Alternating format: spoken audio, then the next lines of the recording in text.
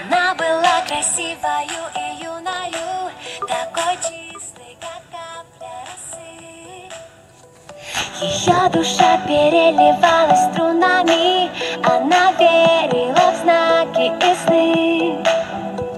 В ее глазах тонули очень многие, камни вниз их тянуло до дна. Дрались за нее демоны и боги, но неприступной осталась она. А ее сердце тук-тук-тук стучит.